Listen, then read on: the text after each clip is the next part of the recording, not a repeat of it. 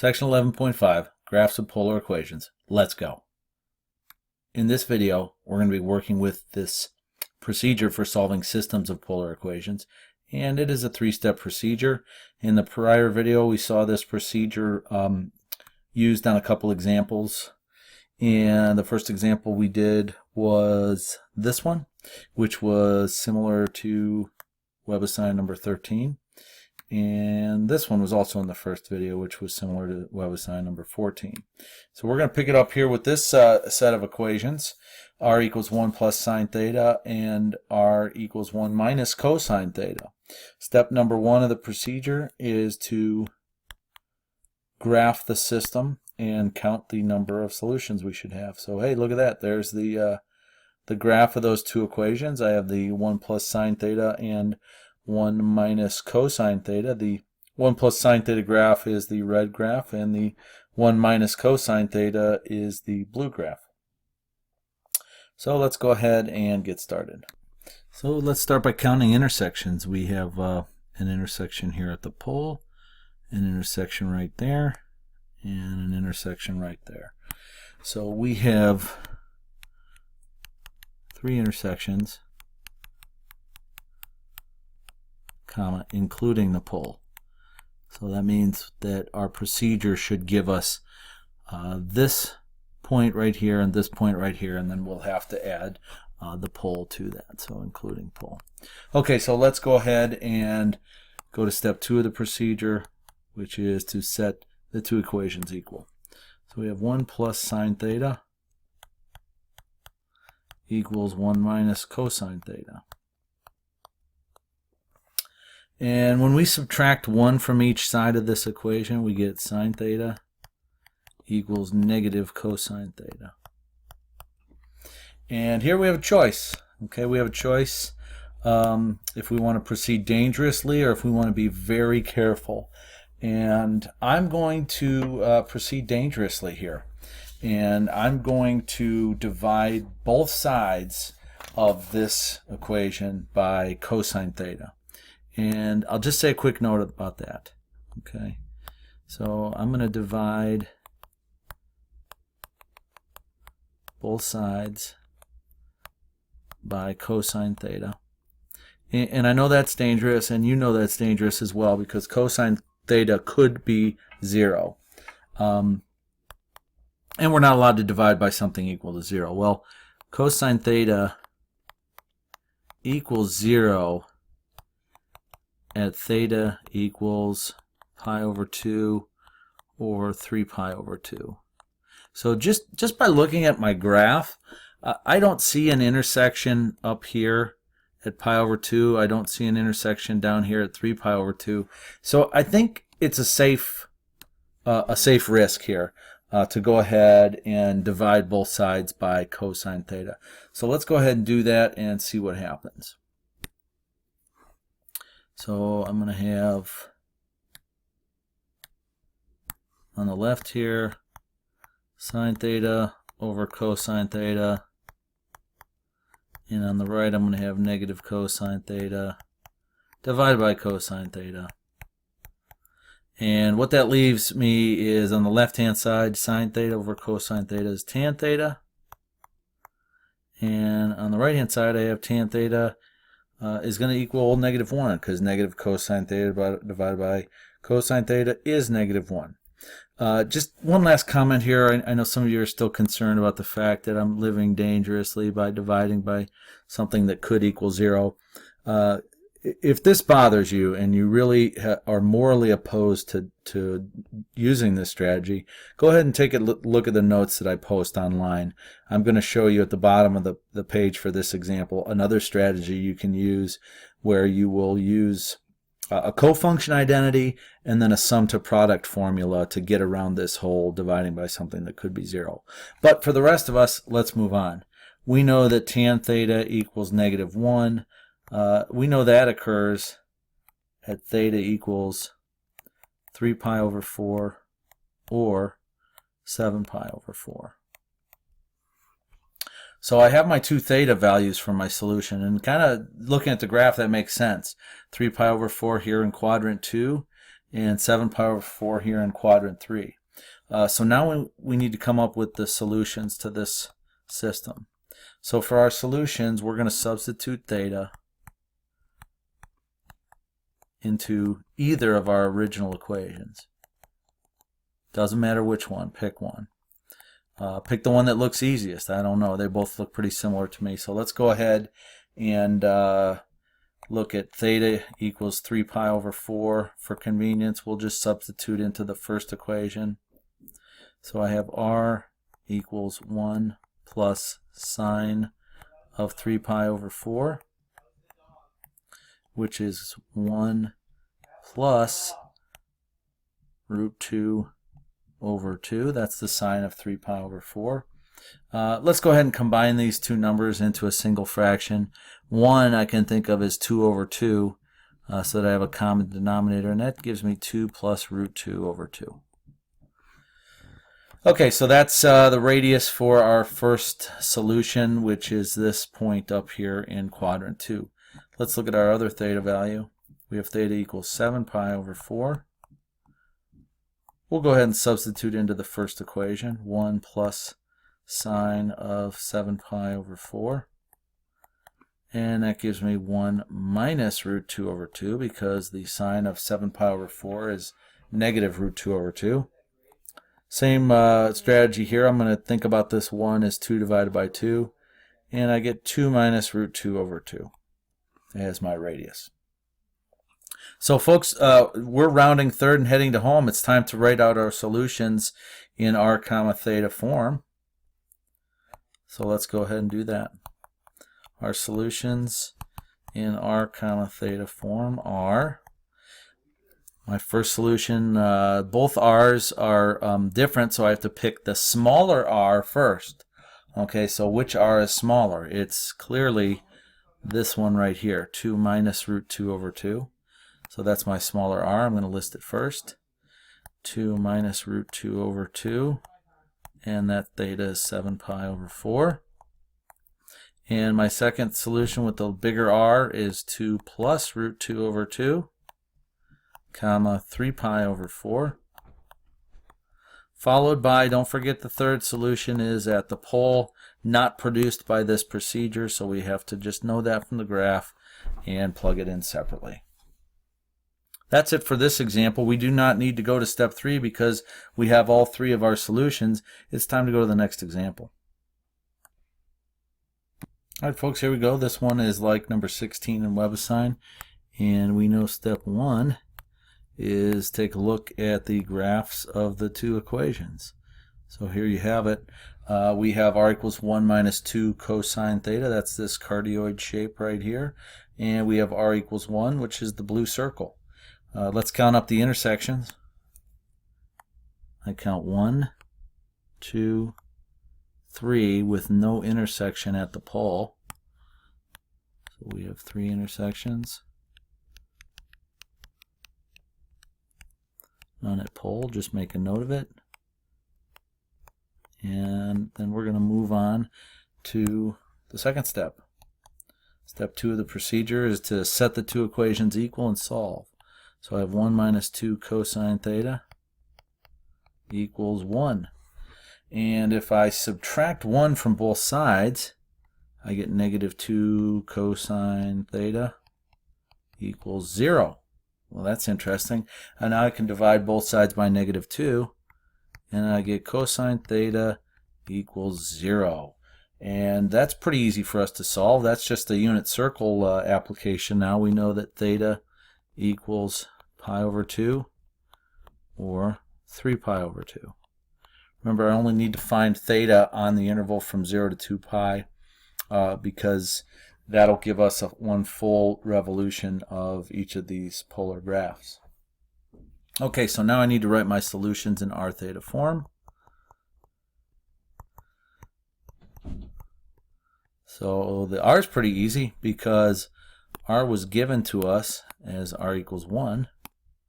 So now we can just say that r comma theta equals 1 comma pi over 2 and 1 comma 3 pi over 2.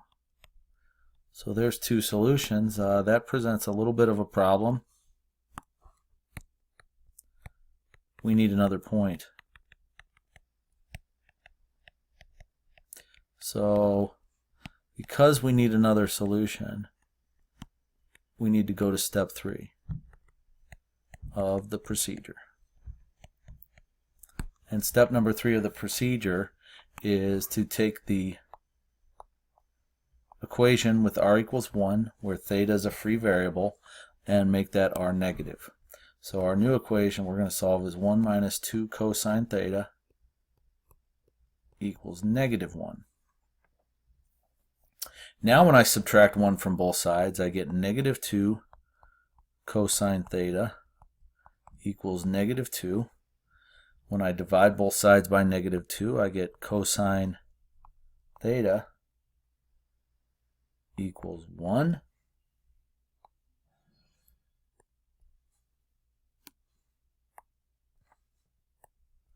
And theta will equal 0, okay, because the cosine of 0 is 1. So let's go ahead and list out the solutions for this theta. The solutions for this theta in r comma theta form are, don't forget, it's negative 1 comma 0. Negative 1 comma 0. And that kind of makes sense if you take a look at the picture. The point of intersection is over here. If we think of it as an xy graph, it's at negative 1 comma 0. That has a radius of 1 and an angle of rotation of pi. That is the same as a rotation of 0 and a radius of negative 1. So that captures all three solutions. Don't forget that when you do enter these into WebAssign, you'll need to go in order of increasing r, then increasing theta. So this will be the first one you enter, followed by this one, and then this one. All right, that was pretty quick. Let's go ahead. I got one more for you. We'll go ahead and tack it on to the end of this video. This one is going to be similar to number 17 in WebAssign. The system is 2 cosine theta and sine theta. So let's start with step 1. Take a look at the graph. Oh, take a look at that. That's pretty easy. We got two circles. Okay, the graph of r sine theta is the blue circle, and the graph of 2 cosine theta is the red circle. And we've got two intersections. We got one at the pole, and then we got one over here. So we'll make a note of that. Two intersections, one at pole. So let's move into step 2. For step 2, we're going to set both of these equations equal. 2 cosine theta. That was 2 cosine theta equals sine theta. And from here we have to think about what to do. Well, I could subtract a sine theta from both sides. That would give me 2 cosine theta minus sine theta equals 0. That doesn't really help me. There's nothing I can factor out from the left to turn it into a product. I could look at maybe some difference formulas, but really, because I have that coefficient of 2 in front of the cosine, I can't turn it into just a cosine minus a sine. So unfortunately, folks, we have but one option. We have no choice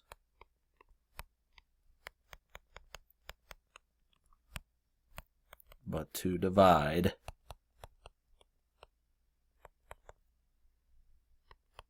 by cosine theta. And folks, I apologize. I know this is risky. We're dividing by something that could be 0, but we have to do it. Okay? Now think about this. Let's see how risky this really is. Cosine of theta equals 0 at theta equals pi over 2 plus pi k. So that's pi over 2 and 3 pi over 2 on the unit circle. Let's take a look at our graph. Doesn't look like we have an intersection up here at pi over 2, and it doesn't look like we have one down here at 3 pi over 2. Yes, we have one at the pole, but remember, that solution we don't find that solution from this method anyway. We have to find that solution just from inspecting the graph. So we're going to go ahead and risk it. Okay, so because pi over 2 and 3 pi over 2 do not appear to be one of our solutions. So we're going to go ahead and proceed with dividing both sides by cosine theta. So if I have 2 cosine theta equals sine theta, and I divide both sides by cosine theta, what I end up with is 2 equals the tangent of theta. Now, let's think about this. Is this a unit circle value? Well, I can't think of any points on the unit circle, any that we've talked about at least, where the tangent of the angle is 2. So what we're going to have to do, in order to find an exact solution, we're going to have to say this. Theta equals the inverse tangent or the arctangent of 2. And I'll just make a little note here. This is not a unit circle value.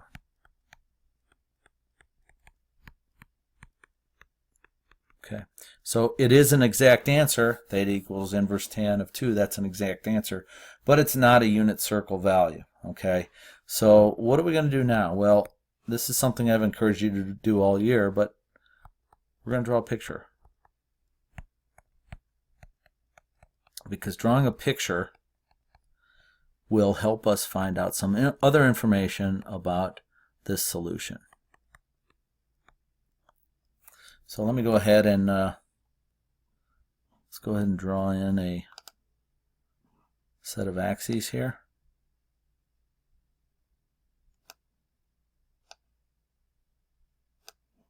And let's go ahead and add a circle.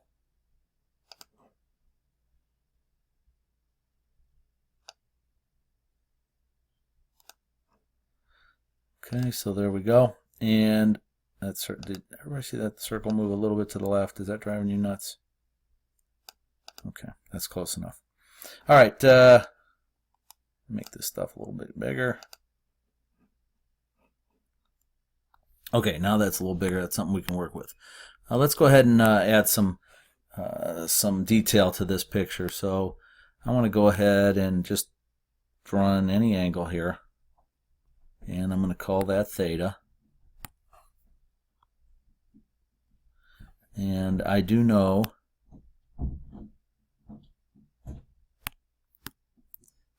that the tangent of theta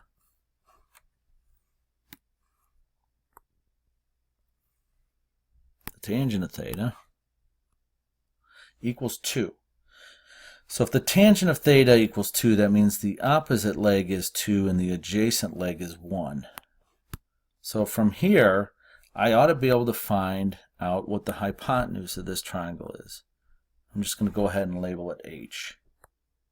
From this picture, I can find that h from the Pythagorean theorem equals the square root of 1 squared plus 2 squared, which is the square root of 5. So now, how do we use this to find r? Well, to find r, we're going to sub back into the system equation, either system equation.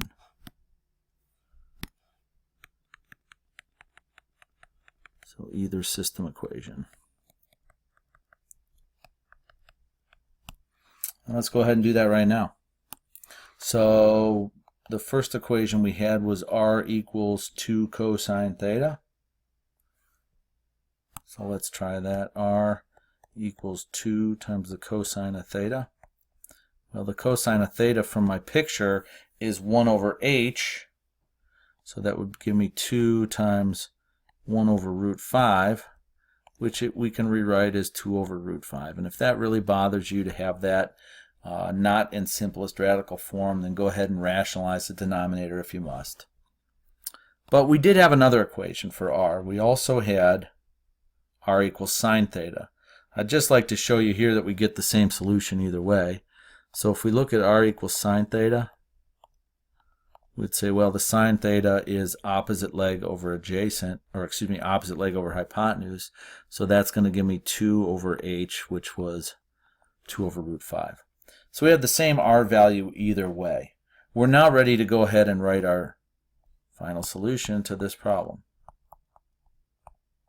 The solution in r comma theta form is as follows. The r value is 2 divided by root 5. The theta is arctan of 2, or inverse tan of 2. That is an exact value. We were asked for an exact solution, so there it is. If you try to put any kind of a decimal in here or degree value, you're going to get it wrong. The exact answer is arctan of 2 for theta. But don't forget, folks, we also had an intersection at the pole. So now this problem is complete. 2 intersections in the graph. We have 2 solutions. We're done. Let's check out.